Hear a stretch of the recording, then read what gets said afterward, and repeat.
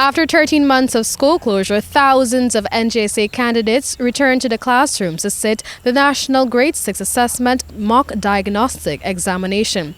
There was mass anxiety and excitement in the air as the Ngsa candidates saw their peers and exam papers. Guyana moved swiftly to close school doors across the country following the unwelcomed arrival of COVID-19 in March of last year. At that time, it was not sure whether the COVID journey would be a quick sprint. 15 months later, recognizing that it is more of a marathon, and in an effort to ensure that educational progress continues for the nation's children, the subject ministry has been pulling out all the stops to keep the wheels of learning turning. Against this backdrop, scores of primary schools across Guyana welcomed grade 6 level students as they sat the National Grade 6 Assessment Ngsa mock exams on Wednesday. It was, however, obvious that it was not business as usual as the students braved the heavy rain and arrived at their respective schools. It was a sight to behold as the hundreds of pupils who were either clad in their school uniforms or wore plain clothing maintained their physical distance while under the sharp gaze of teachers and other staff.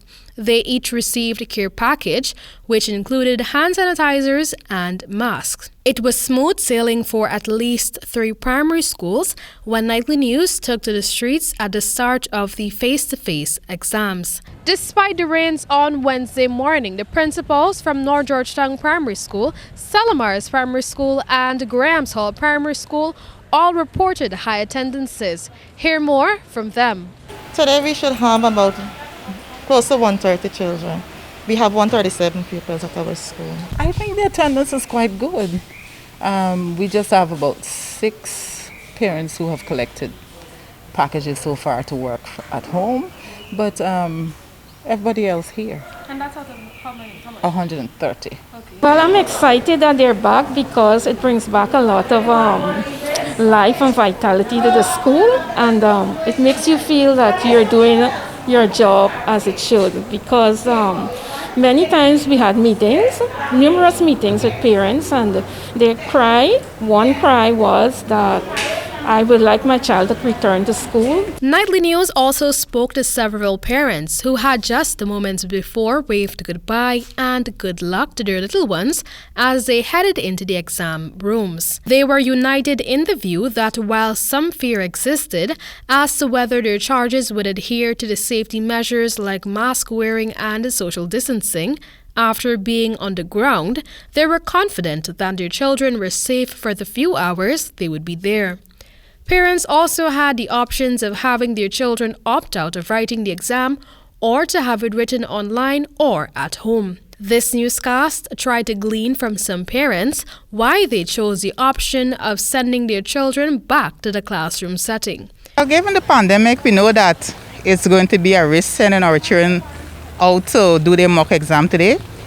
But we know that the school has been preparing for this. They have assure us that they are going to sanitize, and from the look of it, that they did a pretty good job. Because when he home, he not gonna pay attention to the exam, you understand? So I preferred him at school. I'm happy come out because he went home all the time and he want to come to school. So I feel happy he come today and put on a uniform. He feels so great to come to school.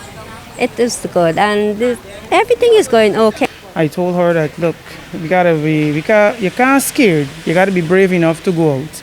You understand me? She said, Mommy, I don't have a problem. I'm happy to come out to do my exams. According to the Ministry of Education, this mock examination is a diagnostic and preparatory examination. Its aim is to guide and inform teachers about the strengths and weaknesses of their students in a specific subject or topic. This will provide teachers the opportunity to help students buckle up in time for the Ngsa. However, many students across the country are still affected by the floodwaters and weren't able to sit the exams on Wednesday. On Wednesday, the children were quizzed in English and science, while on Thursday, they will be tested in the subject areas of social studies and mathematics. The school day will run from 9 a.m. to 3 p.m. Reporting from the St. Margaret's Primary School in Georgetown, I am Amel Griffith.